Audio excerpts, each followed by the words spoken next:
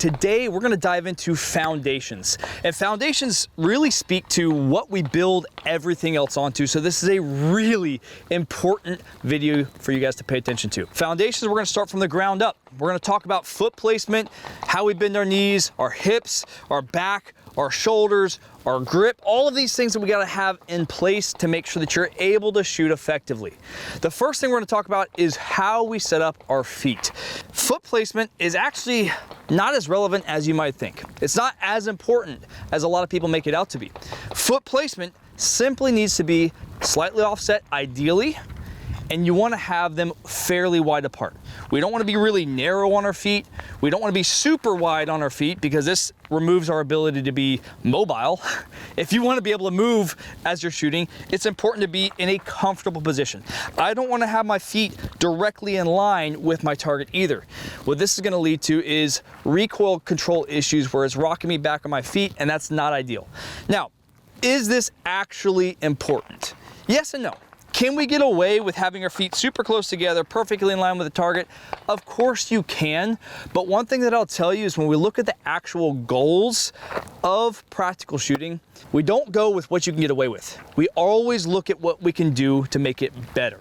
So if the goal is get the most accurate shots on target possible as soon as possible, those are the goals of practical shooting, then anything we can do to achieve those goals better is what I want to make sure that I'm doing. If I'm doing something like this where my feet are super close together or even fairly close together and I'm standing straight up, this isn't going to allow me to achieve those goals effectively. So we're going to do something that's going to adjust and make it better. Moving on from the feet, we have our feet fairly wide apart, shoulder width, maybe a little bit wider, but not too wide. I want to make sure that my knees stay bent. Again, going back into what we talked about with recoil control, this is gonna make a difference in how we actually apply pressures to that gun. If I lock my knees out and I stand straight up, this creates kind of like a tipsy situation where I can rock backwards and forward and I'm not able to absorb the impact, even though the impact is small from that recoil of the pistol. Keeping those knees slightly bent is good. Now, don't overdo it. If you overdo it and you drop yourself way down like this, you're gonna start feeling fatigue in your legs. That's not what we wanna do. I don't wanna see somebody getting all the way down like this and shooting because you're gonna start feeling that really quickly and it's gonna take away from your ability to put those accurate rounds on target. As we work our way up, feet are fairly wide apart here, shoulder width, knees stay slightly bent in a comfortable position. The next thing, which is probably one of the most important things for you to remember, is keeping our hips back. Most of the time when we stand up and we're having a conversation, we start to put our shoulders right over top of our hips. And what this does is it creates a comfortable position where our back is straight up and down and we can shoot like this. The problem with it is, as soon as I start shooting, I'm going to feel this back and forth movement with my back. If all I do is drop my hips back and bend those knees a little bit, kind of lean into the position, it's going to help you control that recoil significantly better. So by simply dropping your hips back like so, this is going to set you up to be in a really good structure. What this looks like from the side is my back is going to be at a forward angle instead of being straight up and down. So what we don't want to see is hips back and still have my back straight up and down. That's not going to be what we want to have. We want to have hips back and back at a forward angle. It's going to feel a little bit awkward the first time you do it, but it's going to make a huge difference in the consistency with which you're able to put rounds on target. All right, now I'm going to bring up my buddy Aaron to kind of give you a quick little demo on just something that might help bring this together for you. And what I'm looking for is a fighting stance. So yeah, see, he's about to throw hands right there. So what we're looking for is if we get into like a natural fighting stance, obviously I didn't even tell him what to do. He's already throwing a foot back. He's already dropping his hips down. If you think about you getting pushed, like if I come up and shove you and you're standing straight up and down, that's not going to be ideal. We want to make sure that we get those hips back. We lean into a little bit just so that we're able to have some sort of force to counteract the force that's coming at you. If you put your hands up like you're gonna shoot a pistol and we push pressure on that, if he's standing straight up and down, you can see up and that back leans back. If we lean into it and drop the hips down a little bit, we can see he has a lot more control. So that's just a quick little visual aid that's gonna help you create the structure that we wanna see. Now, working our way up from there, we talked about feet, we talked about knees, we talked about hips. We want to get that little bit of a pelvic tilt is actually what it's called. We're shifting those hips back and your pelvis down. We want to keep your back at a forward angle. And as we work our way up the body, I actually want to give you something to think about that most people don't even realize. Your lats make a difference. So one thing that I see all the time in law enforcement, military, even competition shooters, and just your general range dudes is we start to get the tactical turtle. And the tactical turtle is where our shoulders and our traps come up and we start to tuck down into it like this, and you create a ton of tension in your shoulders, your neck, everything starts to bind up. And this is actually really ineffective when it comes to getting movement, getting target transitions, and your entire recoil control package. What I would much rather see is to drop those shoulders down a little bit and keep our head up. So where you put your head, I basically get into my structure here, I look at the target, and I want to keep my shoulders down. But the way that we keep the shoulders down is by activating our lats. So right here on my side, I start to pull that down and it won't let my traps activate. So traps activated, lats activated, traps, lats. It's kind of funny to feel the difference there, but it makes a big difference when we start to present the pistol. If I have my traps activated, my shoulders come up like this. If I have my lats activated, I'm actually rolling my shoulders back, and what it kind of feels like is I'm pushing a pole into the ground, or like pulling a rope from the ceiling. That's kind of what I envision is what's happening here. We're gonna talk about grip and how to integrate that into it, but ideally for the structure side, hips are back, I activate the lats here and I'm pulling straight down, which allows me to keep that elbow bent position and bring the gun up to my eyes while maintaining good recoil control. So we've covered feet, we've covered knees, we've covered hips. We want that forward lean in the back. We want to keep those lats engaged, those shoulders down, like you're pushing a pole into the ground. But how do we actually grip the gun? And this is probably the number one biggest, most importantest foundation of all, because this is the one that's going to give you the best results for recoil control. It's going to help you overcome any issues that you have with your trigger, and it's what's going to control the gun whether you're shooting a 22 all the way up to a 44 Magnum. So grip is obviously important. We've established that. But how do we actually grip the gun? There are many different ways that instructors will teach grip. This is one that's worked for me and that I've developed over years of changing things up. Back in the day, I used to have one grip. I've evolved over time, and you should evolve over time as well, but we have to test it and see what works and what doesn't. There are a couple of different parts to the grip that are absolutely fundamentally correct. The first thing I want you to do is make sure that the gun is correctly in alignment and your hand is properly placed on it. So what that means is when I grip this with my strong hand, I'm a right-handed shooter, so my strong hand is my right hand. My grip is going to be as high up in the back strap of this gun as possible. The back strap is right here. Depending on what gun you have, it may be a different shape, but on this double stack 1911, I want to have this all the way up here. The reason for that is because if I get too low, it gives the gun leverage over my hand. That's something we don't want to have. So when this gun is recoiling, I want to make sure that my hand is as high up in there as possible. This allows me to have the most control and obviously the most leverage over the gun. Once we get this established, I want to make sure that the alignment is correct. And what I mean by alignment is where do I have the gun actually in my hand? What I'm looking for is ideally front sight, rear sight, wrist, elbow. And the way that we check this is we put my arm at a 90-degree angle like so. I put the gun in my hand like so, and then I want to see a straight line. One thing that I see a lot of times, especially with folks that are running a really big back strap on the gun or they have small hands, is this gun will start to get out of alignment and will start to shift this way. The problem with that is if the path of recoil is traveling along the slide like so, and I rotate this out of alignment, now that recoil is traveling over my thumb knuckle instead of into the webbing of my hand. Again, the whole point of this is to create predictability with your recoil so we can get the gun back on target and take that next shot sooner. That's the goal. We have to have accuracy as soon as possible. So when I look at that, we have this in alignment here. That is good. Now, how do we actually grip the gun with my strong hand? And this is, again, a topic of great debate. Do we want to just squeeze the hell out of it? Or do I want to have a really loose grip with this right hand? Do we want to isolate the 3 finger? Like, there's so many different ways that people talk about this. And this is the one that's really worked well for me and been consistent across multiple platforms. How I do this: my middle finger and my ring finger are pulling straight back into my palm. That's it. That's my big goal here. Okay, I don't want to have a loose grip, because if I loosen up my grip, when I pull the trigger and I start to anticipate, or we start to have that flinch reaction, I can grip harder, which is not ideal. That's going to push that gun out of alignment with the target. That's going to cause you to miss. That classic low left pattern from a bad grip, okay? What I want to do is really pull firmly with my middle finger and my ring finger. What that also allows me to do is keep my trigger finger relaxed, as relaxed as possible. If I grip with all 3 fingers, you can see here, my finger starts to curve. We don't want that. If I pull straight back with these 2, my finger pretty much stays isolated. My pinky is going to be there for support, but I'm really focusing on those 2 fingers. This is important, guys. Once we get that done, we can start to introduce what we do with our support hand, my left hand in this case. The whole job of the support hand is to fill up as much of this gap on the gun as possible. I want surface contact. I want to make sure that this part of my hand is touching this part of the gun.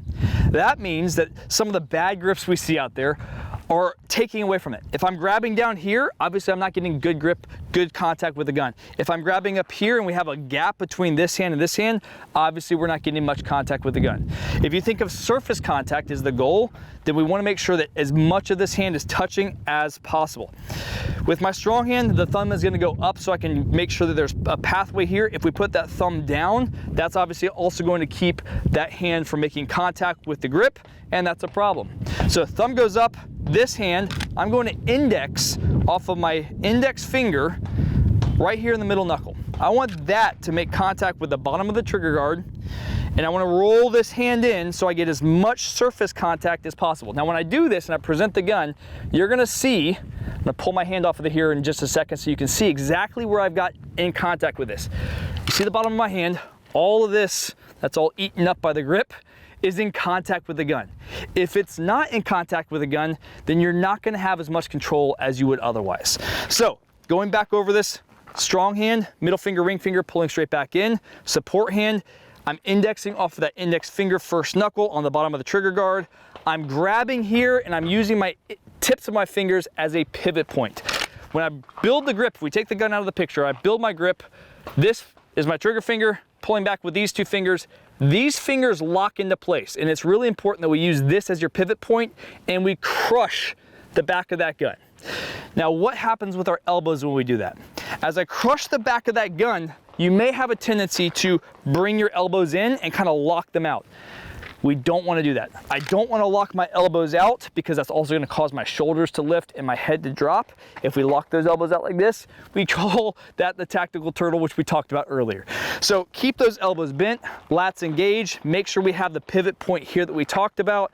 Press out into the gun with the elbows bent. That gun is going to come up to my eyes, and I'm not going to dip my head way down into it like so. Okay, that's the basics of the grip. Now, in order to really master the grip, it takes time and intentional effort. If you don't put time and effort into your reps with this, you're gonna get lazy, and when you get lazy with the grip, your shots are gonna start to miss. With a good grip, you can overcome a lot of bad fundamentals with your trigger and a lot of bad positional stuff with your body, your structure. So what I want to have for ideal postures: hips back, feet shoulder-ish width apart, knees bent, lats engaged, elbows bent, bring this gun up to my eyes, and it's going to look something like this. With this grip locked in, as I press that gun out, I'm really making sure everything is in contact and we don't start to slip. If your hand slips, what's going to happen is if I start slipping up here, we're going to see a gap in here. Or if I start cupping my hand like this and I'm actually pulling this way, it's going to pull that hand again away from my other one. Okay, that's why it's important we use this as your hinge point and we crush the back of the grip. So that's what my goal is with your structure, with your grip. Now let's talk about how we actually work the trigger. Where do we put our finger on the trigger? And this is one thing that, again, there's a lot of different trains of thought out there, but it's not as important as you might think. Obviously, there are different techniques that will be more beneficial than others, and this is my quick take on that. I want to put my finger, the middle of my pad, on the trigger like so. If you look at my finger, I got a little mark on there. That is where I want to put my finger on the trigger. Now, if you've got big hands, that might be different. If you've got small hands, that also might be different. Depending on the size of your hand is going to determine where you put that pad on the trigger. I don't necessarily want to get like the tip of my finger on here, and I don't necessarily want to curl my finger all the way through it. Typically, that's fixed if we have proper alignment. If the gun is aligned properly, that's where my finger should end up, if the gun is fit properly to you. If you have smaller hands, again, we may have to shift that over a little bit to make sure we have a good pad on the trigger. But if you have normal size hands or bigger hands and you're running the hand all the way in through the finger like that, then you can see my gun is now out of alignment, and that's not ideal. Once we get that finger on the trigger, how we work the trigger is also important. The trigger only moves one direction. So a lot of times you'll hear people say, just pull the trigger straight to the rear. Well, let me tell you, that's the only way that the trigger actually pulls. You can't pull it to one side or the other. However, we can influence the gun with the other pressures of our hand. So when I'm pulling that trigger, what I don't want to do is change any other part of my grip. And this is the key to consistency. We want to have the grip locked into place. Make sure we don't change any part of that grip as I pull that trigger straight to the rear. What happens is, and why people consider like, yo, you're pushing the shots off to the left, you're pulling the shots off to the right, is they change other parts of the grip, not necessarily actually moving the trigger differently, but changing the pressures that they're putting on the gun. If, for instance, I'm here and I decide I'm gonna push that trigger real hard off to the left and I've loosened up my support hand like this, you can see that gun is gonna push over. If I strengthen up that support hand and I keep my grip with my middle finger and ring finger strong, then I can smash that trigger and it's not going to move anywhere. And this applies with any trigger that you have. Doesn't have to be a fancy gun, doesn't have to be a fancy trigger. We want to be able to move the trigger quickly without changing any other part of the grip. So as far as fundamentals go, let's kind of do a quick recap here. Structure on your feet, we're going to keep those feet shoulder-ish width apart. Be able to move effectively. Keep those knees bent, hips back. Back should be at a forward angle. We want that pelvic tilt to create that. Lats engaged with your shoulders down. Elbows should stay bent. We don't want to lock the elbows out. Elbows stay bent somewhere in this range of motion. It's a little bit different for everybody depending on your body style, etc., but we want to have it somewhere in here. Shoulders stay down, head stays up. Build the grip with the middle finger and ring finger. Lock this hand into place as we press out. We want to make sure our grip stays consistent. Finger goes onto the trigger, and then we want to be able to pull that trigger without moving any other part of our grip. If you notice when you pull that trigger that you're squeezing more with one hand or the other, that's wrong, and we want to correct it. Now let's go ahead and take this live and talk about a couple drills that you can do to make sure you're getting it right. Now we've talked about all the structure, but let's see how it plays out in real life. When we look at pour structure, what does that actually look like when we're shooting a target? Well, if I stand upright like we were talking about, and I've got my shoulders above my hips and we're standing straight up and down, and I start taking shots, I want you to pay attention to where my recoil is going. If you look at this, you're gonna see my hat brim starting to push me backwards, which means I have to use my core to control the recoil. Watch some of your videos shooting. I'll bet you're gonna see some of this. Okay, standing up straight without leaning into it or any good structure, my knees are locked out. Watch this. Now, with that said, I'm still getting good shots on target. So do I need to change anything? Yes, because I could get better shots on target. Again, don't settle for what's decent. Always go for what's even better. So the difference between that is dropping my hips back, bending my knees, having my feet slightly offset instead of squared up to the target, building that forward lean in, shoulders down, lats engaged, good grip. Watch the difference here. That should be pretty freaking obvious because it's not pushing me back at all. Something else that's happening here is I'm able to maintain the recoil absorption with my elbows. If you lock your elbows out, that recoil is going to travel down your arms into your upper body, and it creates a really bouncy pattern of recoil. When we bend the elbows, it allows that gun just to simply come back to where it left from. So let's talk about what our live drill is going to be. What I want you to do for your live drill is to test your grip. We already worked the grip building exercise in your dry drill. Now what I want to do is take it live and confirm what we did in that exercise. What you're going to do is start at that presentation point, make sure everything's where it needs to be, work that grip building exercise to the target, and then we're going to do 3 sets of doubles. Doubles is a very good diagnostic drill. This is not a drill that I want to do all the time. It's not a drill that I want to put a ton of rounds into once we have the foundations locked in. But it's a great drill to see if they are. What doubles is you want to pick a spot on the target. The more precise the spot is, the better off you're going to be. And we're going to fire 2 rounds in quick succession. We need to be far enough back to see what happens with those rounds. If you're at like 3 to 5 yards, you're not going to see a lot. The farther back you are, the better off you're going to be. So right now, I'm about 12 yards from the target. I'm going to make sure everything's where it needs to be. I'm going to go ahead and build my grip here, get my position where it needs to be, and then build my grip to the target and take 3 sets of doubles. And what I'm looking for is, where does that dot leave and come back to?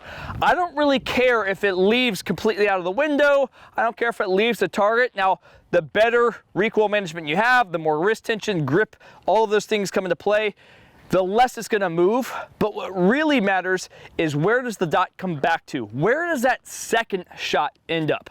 Ideally, those shots should be stacking right on top of each other. If you notice that they're starting to track either really low on your second shot or tracking high in your second shot, there are a couple of things that may be happening there, but the biggest key is making sure we have a consistent grip. If you notice that you start pushing all the shots off to the left as a right-handed shooter, you're going to need to strengthen up that left hand. That support hand grip is absolutely crucial. That's why we add in this part of the drill. All right, so let's run through this one more time with this gun. We're going to do our grip builder from here. We're going to present, make sure our grip is all locked in, and run it just like that. Now, you may be wondering, Joe, you're doing this with a $6,000 pistol. Can you do it with a plastic gun? The answer is yes. Let's check it out. All right, now we're gonna run this with my Smith & Wesson M&P 2.0. This is a completely stock factory gun. Literally, the only thing I did was put an optic on it. So the same principles apply regardless of the platform that you're shooting. We're gonna build that grip, middle finger, ring finger pulling straight in. We've got this in proper alignment. My index finger is where it needs to be. Good grip all the way up, leaned in, hips back, good structure. And you can see there we're getting good recoil management. Now, as you change platforms, the recoil is going to change a little bit. What's also going to change is your natural point of aim. We're going to talk about that in the next video, so stay tuned. It's going to be a good time. But for now, go out, test some doubles, make sure your dot is returning back to where it needs to, or if you're running iron sights, that they're returning back where they need to. The idea is, if it comes back to where it left from, you can take that second shot that much sooner.